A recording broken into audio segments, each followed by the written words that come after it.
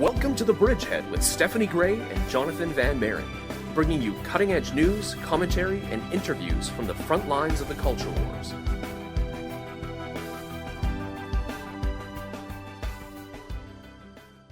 Hello everyone, my name is Jonathon Van Maren and I'm the host of The Bridgehead. You're listening to a new show on the history of the pro-life movement, and I'm hoping that you'll take the next hour to carefully consider some of the things that my guest is reviewing. Now, those of you who follow this show will know that I'm a student of history, especially in regards to the pro-life movement. We've done a series on Operation Rescue. We've taken a look at different tactics and different strategies the pro-life movement has tried in the past. And one of the reasons I do that is because I truly believe that in order for us to understand how we can move forward in the pro-life movement, we truly have to understand how we got here. And that's why a blog post some time ago really caught my attention. It was published on a Catholic blog, Vox Cantoris, and it was LifeSite News editor-in-chief Steve Jalsevac. And he wrote a very revelatory letter about some of the ways in which abortion was legalized and became legal in Canada over the past 50 years.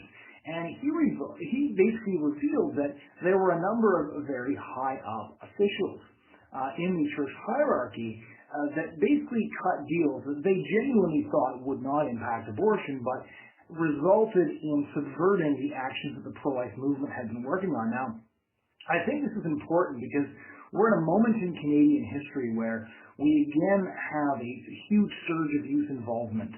We have people sitting down and trying to come up with strategies to confront and combat abortion on the streets and on campuses and from mailbox to mailbox and in traffic. And it's time that we really took a very close look at how the churches have been involved in abortion remaining legal. And this is, of course, a very serious topic. And this program is in no way intended to point fingers at anyone. The great Reformed scholar Francis Schaeffer once said that every abortion clinic should bear a sign that says, here by the permission of the church. And that's a very indicative statement because there was another program that put a Planned Parenthoods and abortion clinics as dots on a map. And then they pressed a key and you saw all these churches suddenly surround the abortion clinics, almost drowning them out with light. And you realized that if Christians truly wanted to end abortion, as Greg Cunningham always said, they would. But rather, time and time again, throughout history, we've had very cautious church officials that play politics to the extent that often the hard work of ordinary grassroots pro-life activists gets subverted because connections between the government and church officials have almost never done the pro-life movement any good in the past. And I wanted to invite Steve Jalsevac of LifeSite News on the show just to talk about what he knows, to tell us about the history of the Canadian pro-life movement so that we can really learn from this going forward so that we can redeem ourselves and move past an era in which we made decisions that were bad for preborn children and instead move forward and try to get down to the hard work of changing the public consensus with the assistance of all churches, of all those who value human life, whether those be Catholic churches or Protestant churches or anyone else who recognizes the very simple fact that killing babies is a heinous tragedy and something that needs to be put to an end.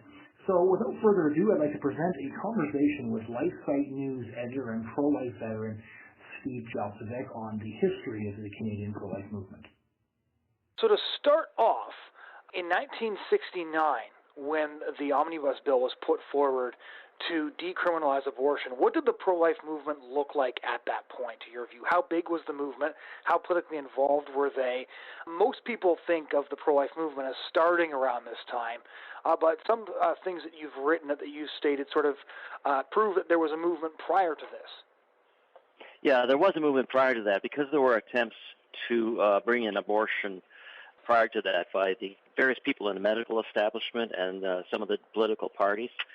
I wasn't involved at that stage, though, but there certainly was a movement, and there was a strong effort to try and stop what was coming up and eventually became the Omnibus Bill, originally introduced by Pierre Trudeau, at that time the Justice Minister, and then followed up and passed by John Turner, who was the Justice Minister once Pierre Trudeau became the Prime Minister.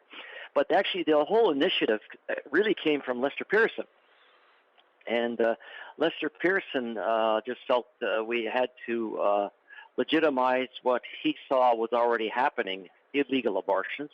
But of course, you and I and most of the leaders in the pro-life movement know that the number of illegal abortions is always massively exaggerated in order to legitimize efforts to change the law. And the numbers are never even anything close to what it is proclaimed that they are, and therefore a need for a law to deal with a situation that already exists. So anyway, Lester Pearson, he was on his way out at the end of his term as Prime Minister, but he wasn't a Catholic, and he felt it was the Catholic that had to really push this forward because of the strong influence in Canada of the Catholic Church. Like it was definitely by far the largest religious denomination in the country, especially because of Quebec. So he got a Quebecer, Pierre Trudeau, to introduce that bill, and certainly a lot of people, and it wasn't that highly organized at the time. It was more of a natural response from a lot of good Catholics and Christians. In the early days, actually, there were a lot more non-Catholic Christians involved. In fact, they were even more than the Catholics were. Oh, interesting. In the yeah, there actually were a lot. I used to work with all kinds of Pentecostals, evangelicals, Reformed. It was I'd never worked with all these people, and we worked together very, very well. It was wonderful. You know, they were extremely enthusiastic and very clear-sighted about the grave danger of all of this. But what happened is the Catholic institutions, at first they opposed this law, but then something happened, whatever happened, and I think it goes back to the idea of this social justice emphasis amongst the Catholics in Canada. You know, where worldly concerns seem to be more important to them than spiritual and moral concerns. And unknown to us, I mean, it took about 20 years later that we found out that we knew John Turner went and tried to get, he's a Catholic, and we knew he tried to get justification for what he was doing as the best thing that was possible under the circumstances from various theologians and priests. He shopped for the ones that would give him the right answer. And he found some, as Pierre Trudeau did as well. And don't forget, Pierre Trudeau was educated by the Jesuits, so he wouldn't have had a hard time at all to find a Jesuit. You know, and again, Pierre Trudeau was a good friend of Fidel Castro. He admired Mao Zedong. He admired Stalin, etc. So, you know, it was messy. Anyway, so those that were involved at that time, and I was on the other side. I wasn't actively on the other side, but I was pro-abortion during those early years. But finally, Turner was still very concerned about the Catholic opposition. Right. And there was a very private meeting between him and the executive of the Canadian Conference of Catholic Bishops. And he told them the situation, and this, you know, abortions are happening, and this is the best we can do, and so on. And so Bishop Alexander Carter, the brother of Cardinal Emmett Carter, said, "Well, John, that's the best you can do, and so let's drink to it, and we accept that." So he got formal approval from the bishops of Canada to open the door to abortion in Canada. Now, it didn't matter what the people in the movement did at that time, politically, and so much, how much they were involved. If they had the Catholic Church against them, or at least not with them, they were helpless. Right. And they did all kinds of things. And of course, it was a betrayal. It was a very severe betrayal. How did you guys discover this betrayal? Because you mentioned in a letter you wrote to one blog that it was years before you found out why this had happened. And of course, you know, in the pro-life movement, if the leaders of the churches, we call them the gatekeepers for a reason, right? If the leaders of the churches are on board with something or won't oppose something, the vast majority of the laity won't do anything. So a small minority sort of struggles in vain. Yeah. Well, eventually, it's one or two bishops talked. That's what happened eventually. and that got through to someone, and then that someone wrote a book, and then someone else wrote a book. I think there were a couple of books that were written that included that information. A few bishops felt very badly about what happened. They didn't stand up to the others. And this is another thing I note in a lot of my writings. I've learned this over the years. At the time, there were, in fact, a lot of very good bishops in Canada, but they, with one or two exceptions, were not at the head of the Canadian Conference of Catholic Bishops, which is more of an administrative, bureaucratic organization run by people who have desires for influence and political power. Right. So they're not your ideal servants of Christ. Right.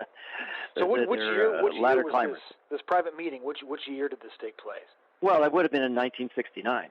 just before the bill actually passed.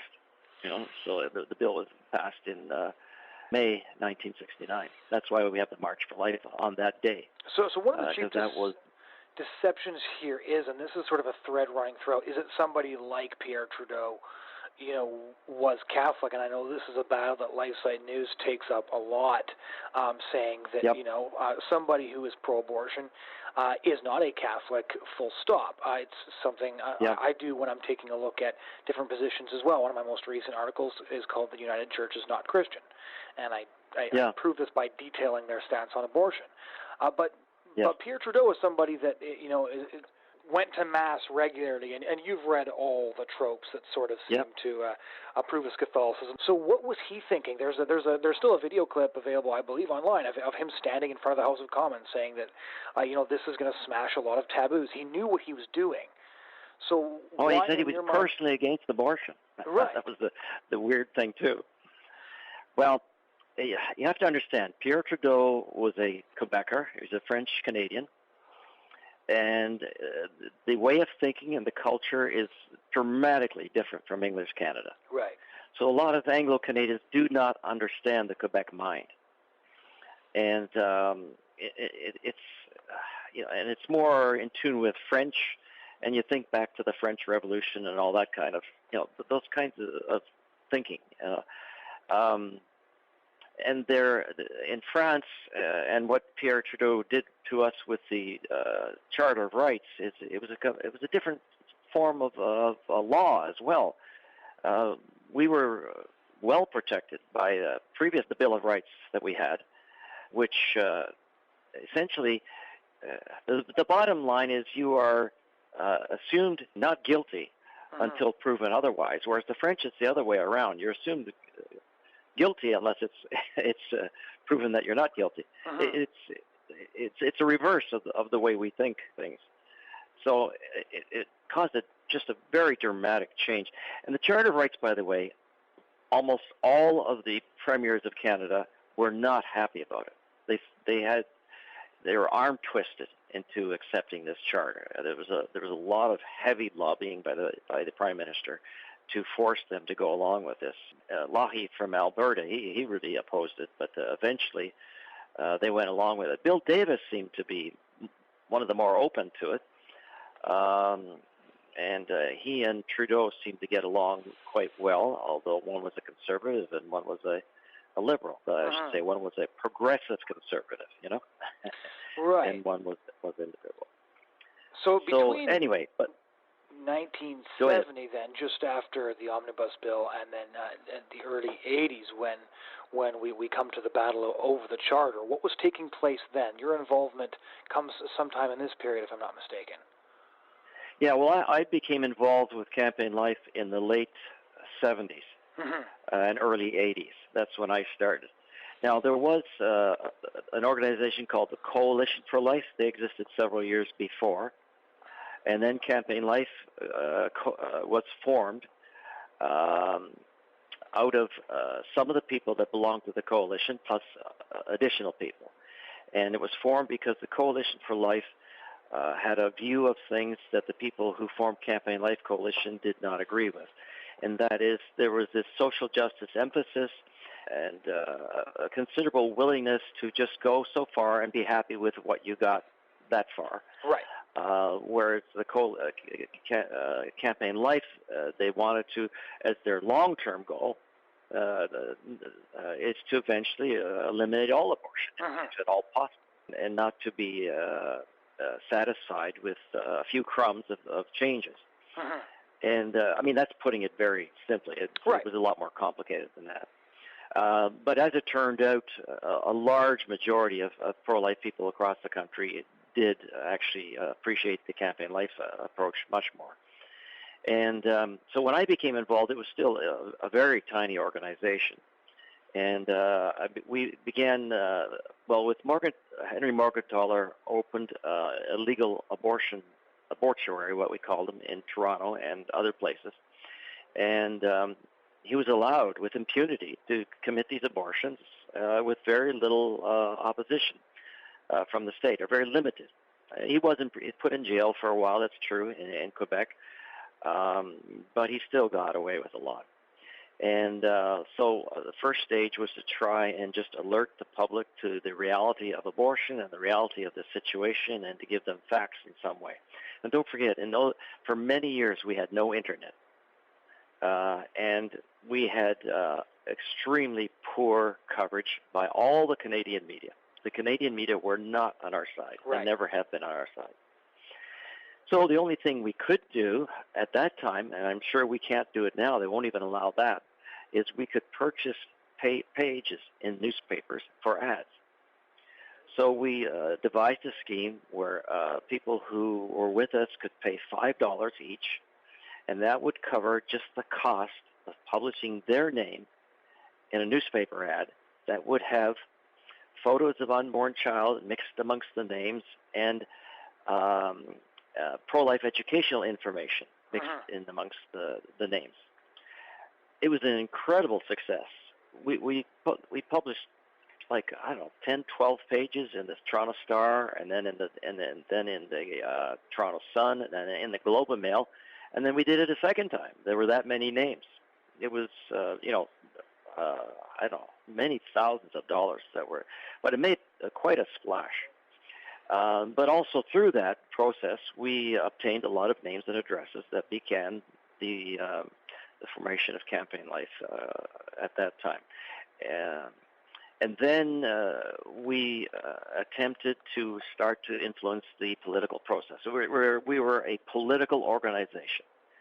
And the educational organization that was formed was Alliance for Life Canada, and that was a national organization. Uh-huh. And so their job was to do the educational work. Our job was to do the political work. And what the strategy was, we would complement each other. They were allowed to be a charitable organization because it was an educational effort. They limited their political activity very much, but we could use whatever information and promotion, advertising, pamphlets that they produced on the educational aspects to back up the political objectives with members of the provincial and federal legislatures. And so we lobbied candidates in the various legislatures, and we also tried to nominate candidates, and we attempted to identify pro-life candidates and elect them. But we ran into a lot of problems. And, the amount of involvement was just massive in those days in the movement. Just to give you some idea, we had, in May 29th, 1975, we organized a petition, or they organized, I wasn't involved then, a petition to Pierre Trudeau to bring back protection for the unborn child. And they signed up 1.4 million people, and those petitions were submitted to Parliament. 1.4 million. That's incredible. I can't see that be possible now. No. And these are people all across the country, very actively involved, like thousands of people. In 1985, we did a Jury for Life campaign to Brian Mulroney, and attempting to, I'm not sure exactly what it was, but I presume it was to bring back a strong new abortion law to replace the one that was struck down. But anyway, there were 1 million of those that were sent in to Brian Mulroney, to the Conservative government at the time. And then we, of course, we started the March for Life as well. See, what happened is on the political level, we kept getting shut down, we kept getting undermined We kept getting railroaded by rules being broken by the party, by the local riding associations. And the government also put in a gag law to try to stop the pro-life movement from having any influence during an election. They attempted to outlaw that, and eventually they succeeded. So we couldn't just put out issues advertising and encouraging people to vote for pro-life candidates during a campaign in newspapers and on radio. That was all forbidden because they found out it was too successful when it was being allowed. And their candidates were intimidated by this, very, very intimidated by this. And they were, because of this intimidation, they were prone to not say anything in favor of any anti-life measures and any anti-family measures, although the anti-family came later on. Abortion was the first one. Right. So, you know, the movement was strong, was very strong, and it was very united, with a few exceptions here and there. And there were just huge numbers of people involved. But the opposition by the government and by others was also strong. And I guess in those articles that I sent, the two letters that I sent to David Domet, the one thing that, you know, it only became more obvious as years went on and as it kept being repeated. I have to say, the greatest obstacle, the most difficult thing we had to deal with, the greatest damage to the entire movement came from the Catholic Church establishment. It was just devastating. This is probably the most sort of visceral paragraph in that letter, and I'll quote here, and then you can sort of expound on that and detail it a bit. Yeah. And you said, as the result of a massive united effort by all the major pro-life organizations in Canada, we were extremely close to winning protection for the unborn in the Charter of Rights. However, this was suddenly lost at the last minute because of Cardinal Carter's betrayal via a secret meeting with Pierre Trudeau that ensured public funding for Ontario Catholic schools. We were devastated by Carter's betrayal. Grown leaders were in tears. Like, you've painted quite the scene there. So, to start off, how close were you to winning protection for preborn human beings in the Charter of Rights and Freedoms? Well, let's put it this way. There were a significant number of members of the legislature, of Parliament, who were extremely anxious about this vote. And because of the pressure that came on them from them in their individual ridings, from the organized effort across the country, they knew that if they voted the wrong way, they were going to lose their seat. Right. Or there was a good chance that they would lose their seat. It also was significant in that Pierre Trudeau and Bill Davis thought this was so serious that they approached Cardinal Carter and met with him and made a very big deal with him in order to get the official backing of the church for this effort. So therefore they felt that this Charter of Rights was in danger. Right. Now, whether the number of votes would have been a majority or not against it, I don't think that was really the main concern. The main concern is that it had to be relatively unanimous. Otherwise, it would be not. It'd be more of a divisive thing in Canadian history than a something to be celebrated.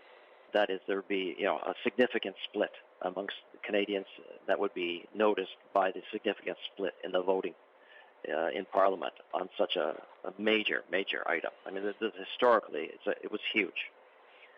And so, I talked to Jim Hughes this morning about that. And he says, yeah, we were actually very close. We were all really excited. I remember those days. I remember the excitement was just very intense. The work that went into it was just, you can't imagine the amount of work, the man hours, the personal approaches to the members of the legislature that went on all across the country, everyone involved.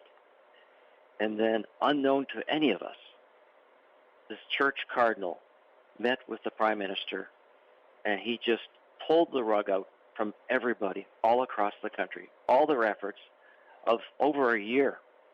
It was gone, devastated. And then what happened, as soon as the word got to the caucus, the Conservative caucus, to the members of Parliament of both parties, as soon as the word got to them, they just cheered and they threw the papers in the air and they said, "We're free now, we can vote for the charter." Right. So what I saw as a result of that was pro-life leaders, many of them, they were extremely shocked. They were just devastated. Some of them were actually, see grown men and women in tears, crying. That's what I saw. It's like somebody put a knife in their back, when they were so close.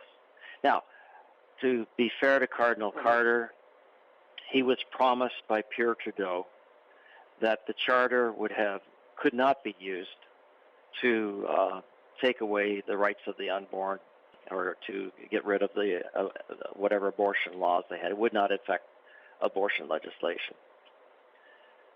Cardinal Carter believed him. Later on, Cardinal Carter told Jim Hughes, "I was lied to."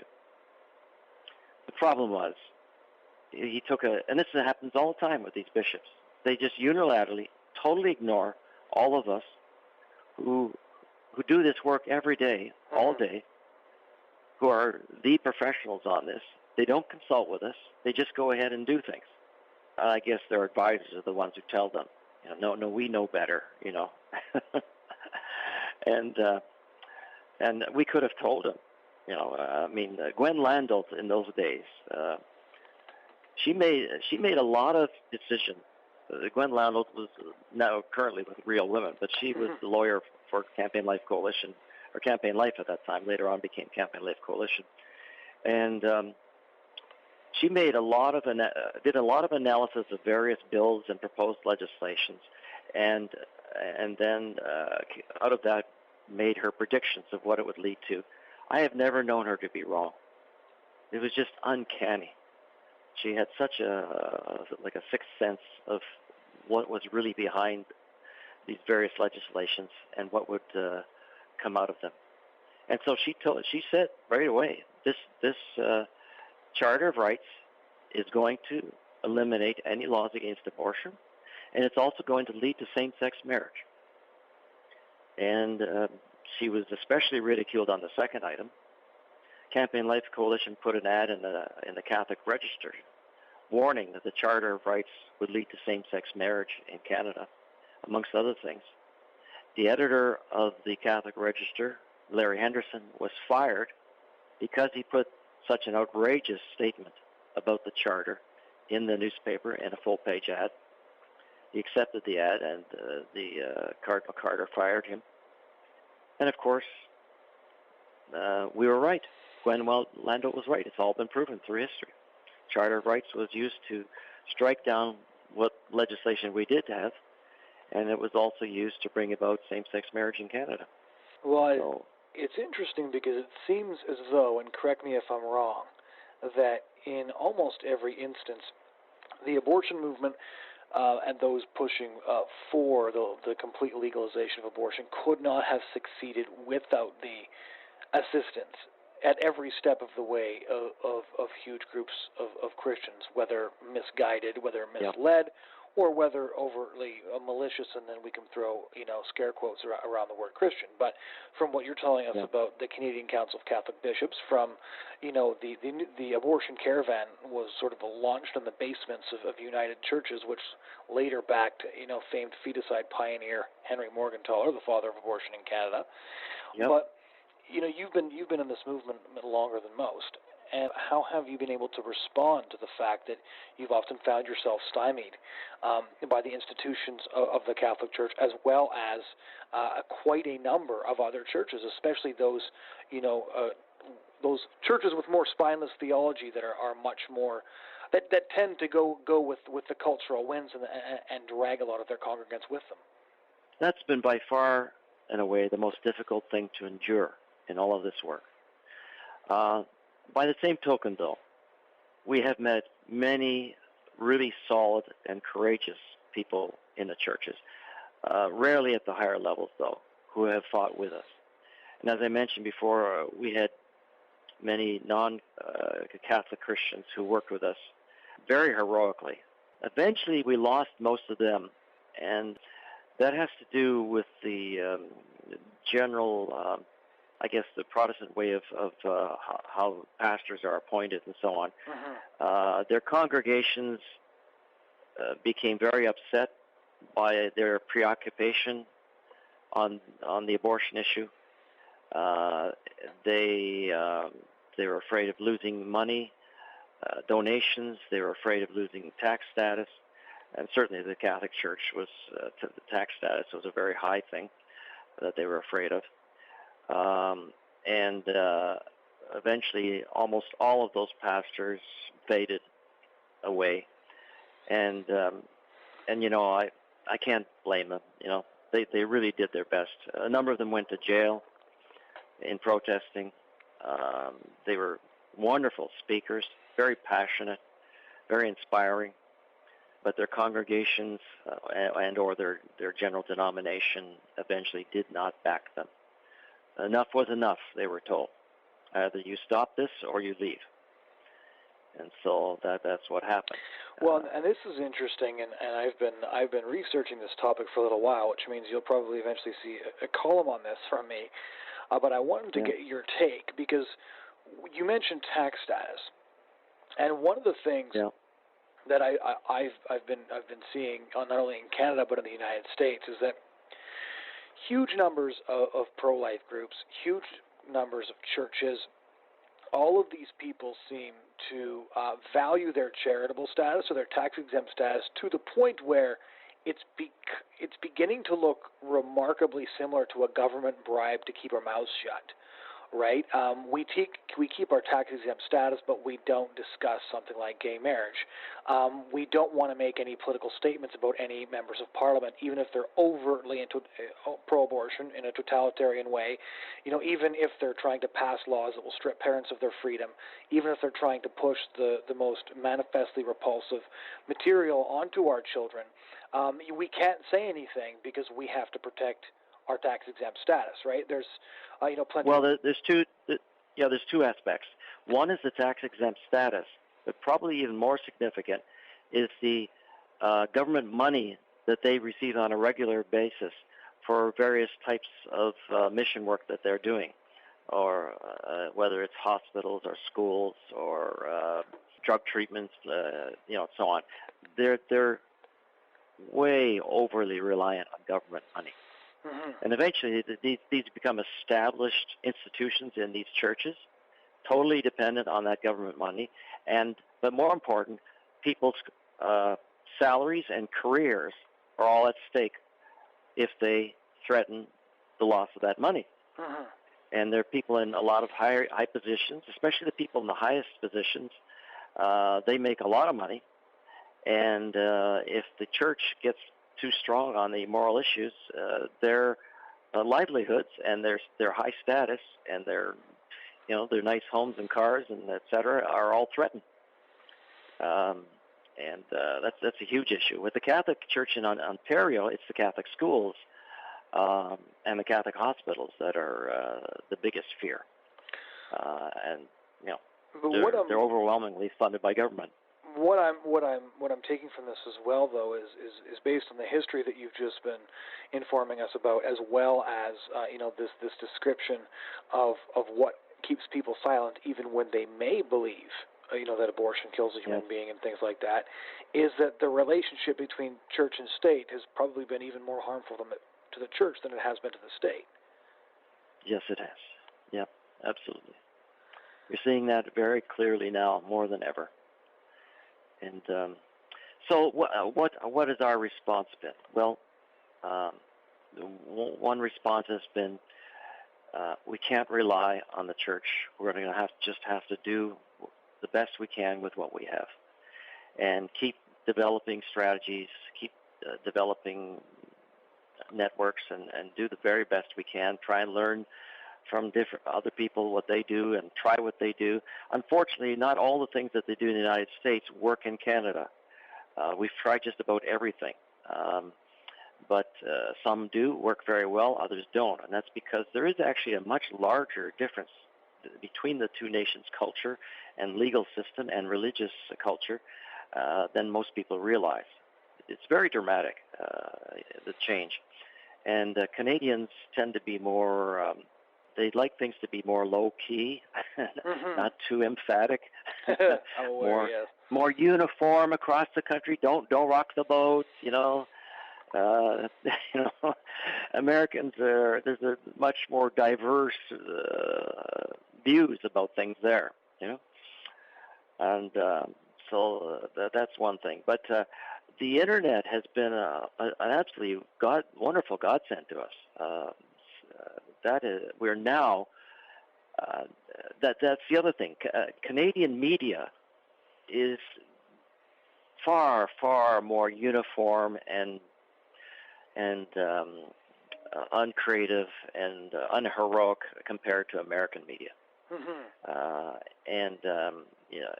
It's so we just couldn't get our story, our information, our news, the truth out to the public. It was extremely frustrating.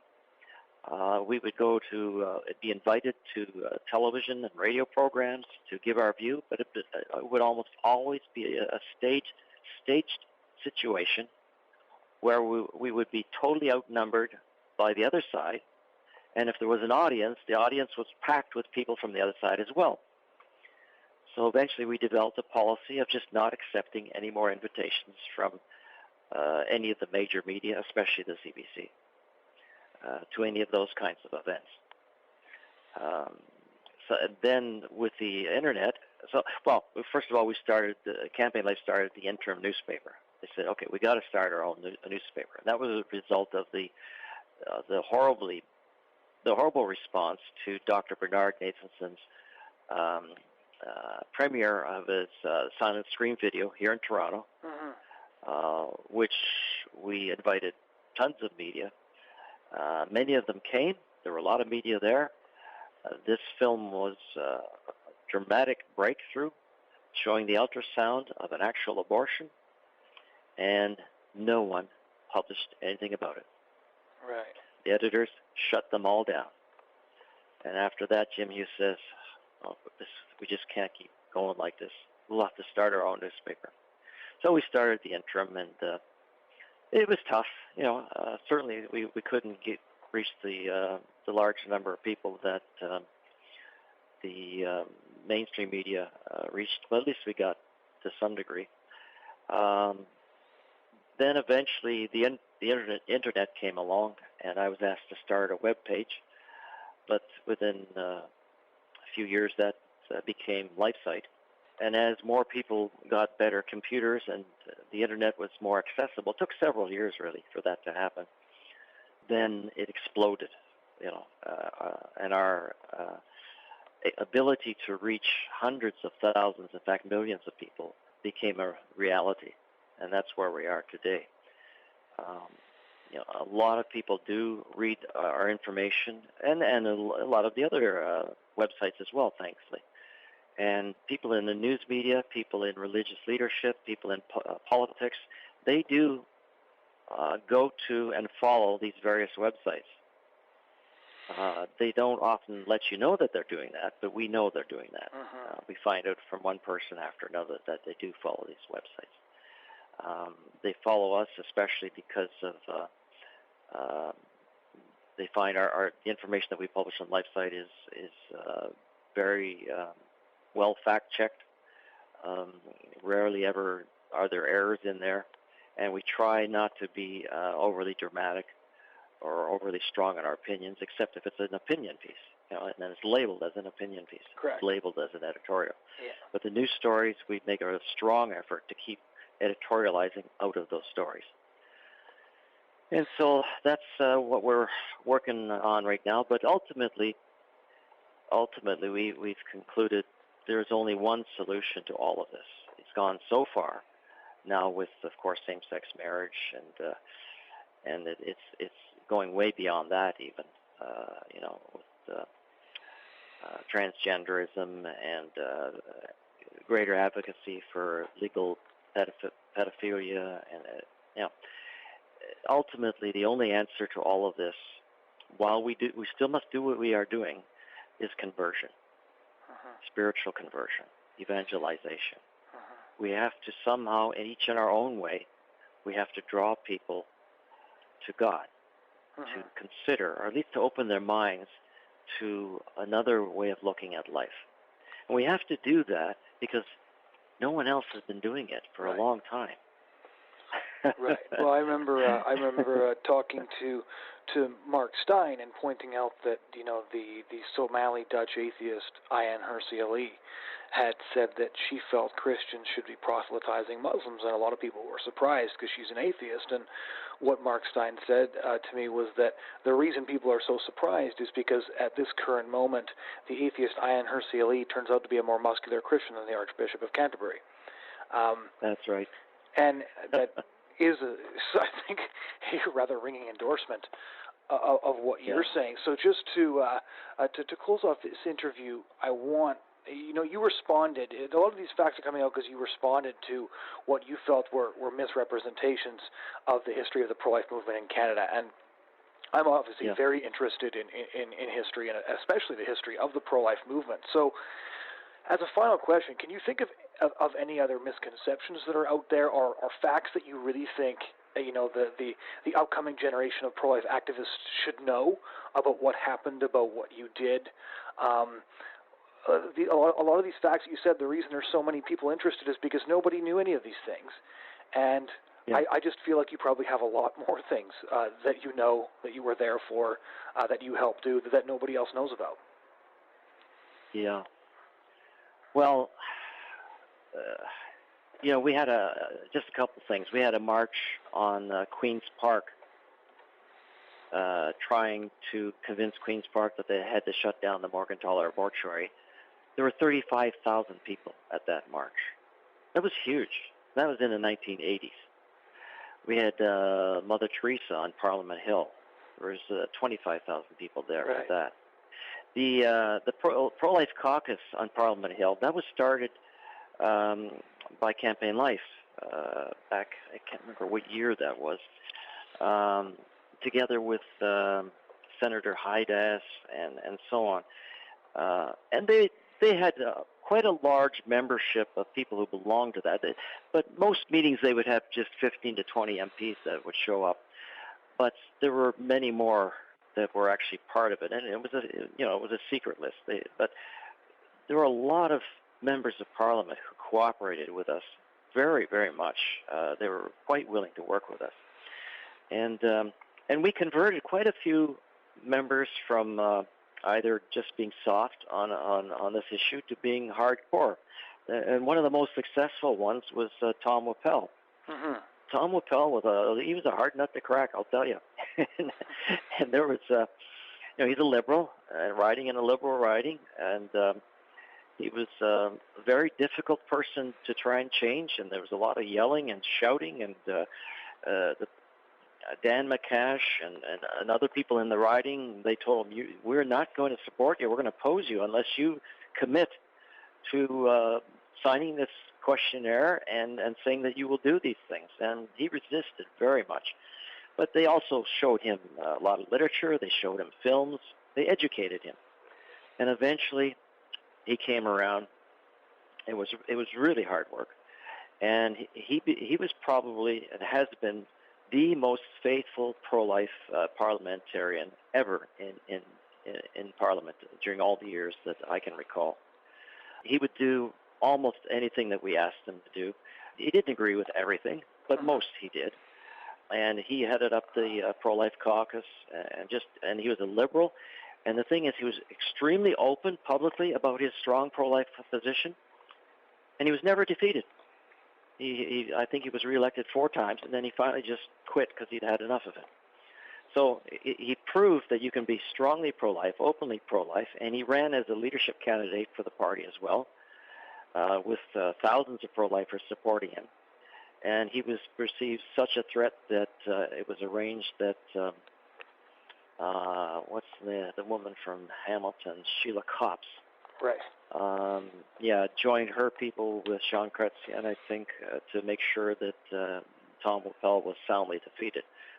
There were a lot of dirty tricks that took place. And I was there at that convention, Liberal convention. So that was big. And then there's Bill C-43. That's one of the most hurtful things of all that we hear all the time, you know. There's no law in Canada, and you people are responsible for all the dead babies that have happened since then. And it's people who just don't know what we did during that thing. It was, first of all, the Justice Minister herself, Kim Campbell, assured doctors that no one would be prosecuted as a result of this law. This law was meant to protect them. And this law also would have allowed non-physicians to perform abortions. And there were so many other things. It allowed for abortions. It had restrictions, but the restrictions were so wide open that the conclusion, based on many people that we consulted, and we consulted very widely, we consulted amongst the pro-life organization leaders that were there. We spent weeks agonizing over whether we could support this or had to defeat it. And the conclusion unanimously was we had to defeat it and hope for something better. Now, in the meantime, of course, we tried to get it amended. And there were, I think, at least 20 amendments proposed. And they came from different members of mostly the Liberal caucus. That time was the Tories, I think it was, the Progressive Conservative caucus. And Mulroney shot them all down. He would not allow his MPs to submit their amendments to his proposed law. They were fanatical. The government was fanatical about it. It was take it or leave it. This is it, and we're not going to allow anyone to tamper with this. And I mean, what kind of legislative process is that? You know, you write a law and then it's fixed in stone. That's not parliamentary. That's dictatorship, and that's basically what happened. The Mulroney government had an excessive fear of giving some meaningful protection for the unborn child. Obviously, it was advisors who told them that. That's usually what happens. And we succeeded in defeating it, but in defeating it, we had every intention to start it all over again and try and get a new law or laws introduced. And since then, we also tried all kinds of incremental approaches, many incremental approaches. But they would not accept anything, nothing. The door has been shut on everything. And then one of those letters I sent to David Doman, was the Ontario legislature, and I have a summary it's on the interim of my report card on the PC government under Mike Harris and how extremely disappointing. We were really excited they were elected, and then we were so devastated by the end of that. They were ruthless, and they destroyed the career of one of their caucus members, Jim Brown. It was terrible what they did to him. It was like the mafia. It was just awful. They emotionally destroyed that man. I haven't heard of him since. He left politics, and I've never seen his name anywhere. And he was a competent man. He came out of Sun Media. He was one of the editors, one of the original founders of the Sun newspaper chain. And for daring to bring in just conscious legislation, which I worked on for months and months and consulted with lawyers, politicians from across the country, the Reform Party politicians. We had meetings at Campaign Life. We brought in people from around the country, developed this legislation, and we couldn't get past stage one.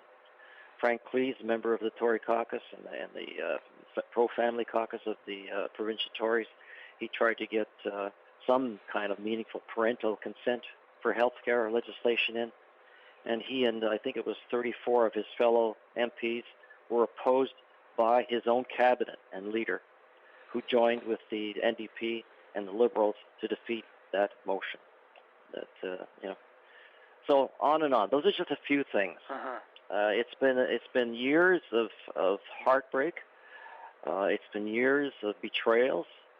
But we don't concentrate on those, right? And we don't hold on to any of that stuff. We're actually always forward thinking. We're always hopeful. If we weren't, I wouldn't be doing this work. The one thing I have to ask you then, just before we sign off, is something that I see frequently on social media now. Questions like, will Steve Jalsevac write his memoirs? And then somebody saying, would you read Steve Jalsevac's memoirs if he published them, with a whole long lineup of yeses behind them? So will you write them? I don't know if I can. That's my problem. I certainly will consider it. I know it's something that needs to be done. But I know how big a job it is as well, and I've been having some health issues. That's one problem, so but yeah, it's something I certainly will consider. There is a need for it, obviously, and there's a number of us who could work on that project together. It sure would be interesting. Okay. Let's just say I'd love to do it if I can, and who knows, maybe I will. Right. Well, thanks so much for taking the time, Steve. Okay, and thank you, Jonathan, for all the very good work that you do. Oh, thank you so much.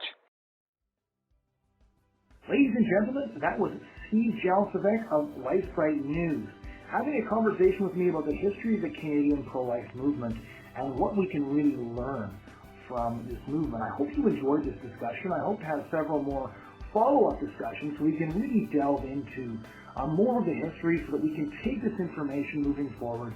We can learn from it, and we can redeem the mistakes of the past to pave our way to a future in which preborn children have protection and find their defenders among every level of society. Thank you so much for listening. We hope you join us again next week.